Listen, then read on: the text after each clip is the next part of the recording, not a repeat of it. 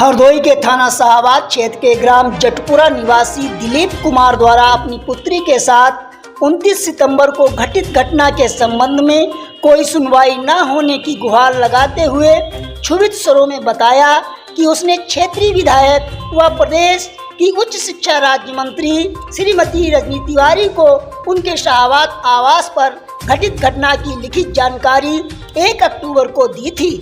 मंत्री जी ने साथ में बैठे सीओ को अपनी टिप्पणी के बाद प्रार्थना पत्र कार्यवाही के लिए दे दिया और सीओ साहब ने प्रार्थना पत्र थाना प्रभारी को दे दिया।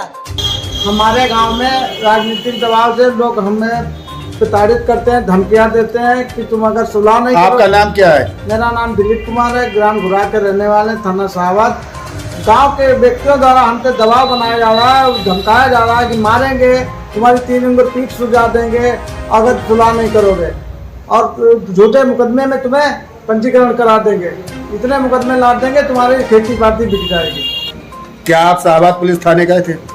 कई बार गए, दरोगा जी से भी बात हुई, वो कहते हैं हमें ऊपर से आदेश मिलेगा तब हम मुकदमा लिखेंगे। सीओ साहब का कहना है कि एक ही व्यक्ति के नाम मुकदमा लिखेंगे, और जबकि दोनों आरोपी मेरे आंखों के सामने मेरी लड़की पे टूट पड़े।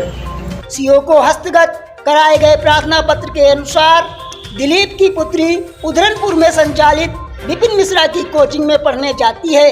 घटना के दिन भी जब वह कोचिंग जा रही थी तो उसकी कोचिंग की साथी तनुजा के भाई ने एक पर्चा दिया जिसमें एक मोबाइल नंबर लिखा था। सारी घटना कोचिंग संचालक को बताई गई तो उसने कहा कि ऐसी छोटी छोटी बातें होती रहती हैं, अपने घर में इसका जिक्र मत करना। अगले दिन कोचिंग संचालक विपिन मिश्रा ने पर्चा देने वाले राजन के पिता को बुलवाया और पुत्री से घटना की जानकारी करने लगे। पुत्री मोहिनी जब घटना विपिन मिश्रा को बताने लगी तो राजन व उसके बड़े भाई श्याम जी अभद्रता पर उतर आए। इस संबंध में जब सीओ के कक्ष में पीड़िता मोहिनी ने सीओ से हुई वारदात का विवरण देते हुए बताया। जी बताइए, आप सीओ साहब के पास गई थी तो क्या हुआ था? वहाँ पर हम और हमारे पापा मम्मी तीनों लोग गए थे, और जब एप्लीकेशन लेकर गए तो उन्होंने कहा ये एप्लीकेशन नहीं चलेगी, दूसरी लेकर आओ, एक ही का नाम लिखवाओ यहाँ पर। तो मतलब पापा ने कहा कि नहीं, इसमें तो सभी लोग हैं, सभी गुनहगार हैं, तो सबके खिलाफ कार्रवाई की जाए। तो उन्होंने कहा नहीं, एक ही के खिलाफ करेंगे, मतलब एक ही के खिलाफ मुकदमा लिखेंगे।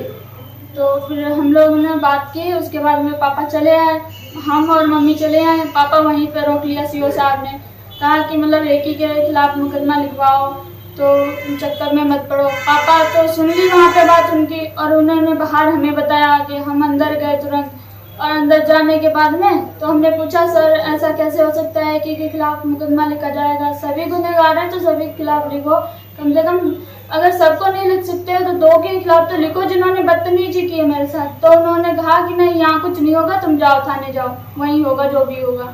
तो हम चले आए, उसके बाद फिर कुछ भी कार्रवाई नहीं की गई। आज पूरे 14 दिन हो गए और अभी तक कोई कार्रवाई न होने से पीड़िता व उसका पिता परेशान घूम रहा है। शाहबाद समाचार के लिए प्रभाकर त्रिपाठी।